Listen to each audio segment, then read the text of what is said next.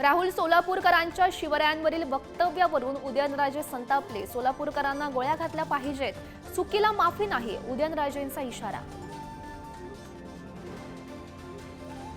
मराठवाड्यातील कानाकोपऱ्यात पाणी पोहोचवणार, पुढच्या पिढीला दुष्काळ पाहू देणार नाही, मुख्यमंत्री फडणवीस यांचं आश्वासन। तर पुढच्या 5 वर्षात घरगुती आणि औद्योगिक विजेचे दर कमी करणार असल्याचं विधान।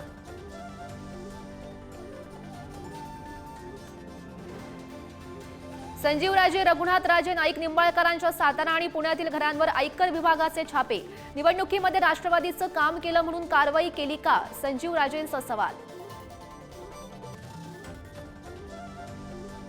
संभाजीनगरमधून अपहरण झालेल्या बिल्डरच्या मुलाची सुखरूप सुटका।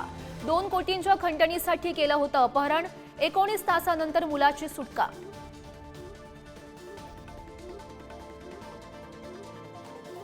संत तुकाराम महाराज यांचे 11वे वंशज हबप शिरीष महाराज मोरे यांची गळफास घेऊन आत्महत्या। आत्महत्येचं कारण अद्याप अस्पष्ट। देहू गावावर कोसळला दुःखांचा डोंगर। पुणे शहरातील काही भागातील वीज पुरवठा उद्या बंद राहणार। मेट्रोच्या कामासाठी उद्या वीज पुरवठा बंद। डेक्कन, नारायणपेठ, औंधमधील वीज पुरवठा सकाळी 8 ते दुपारी 4 पर्यंत बंद राहणार।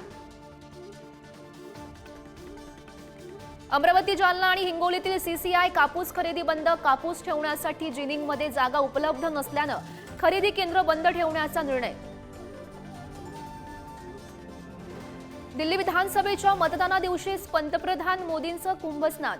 मोदींच्या प्रयागराज दौऱ्याच्या टायमिंगची सुद्धा चर्चा। दिल्ली विधानसभेसाठी दुपारी 3 वाजेपर्यंत 46.55% मतदान। राष्ट्रपती द्रौपदी मुर्मू, जेपी नड्डा, सोनिया गांधी, केजरीवाल यांनी बजावला मतदानाचा हक्क। केंद्राच्या बजेटनंतरही सोने चांदीच्या दरात वाढ सुरूच। 24 कॅरेट सोन्याचा दर प्रति 10 ग्रॅम 86,000 रुपयांवर, तर चांदीचा दर 96,700 रुपये प्रति किलोपर्यंत पोहोचला। विदर्भात शिकार आणि शिकारी रात्रभर विहिरीमध्ये एकत्र। रेस्क्यू ऑपरेशनवेळी वाघाची रानडुकराला मदत।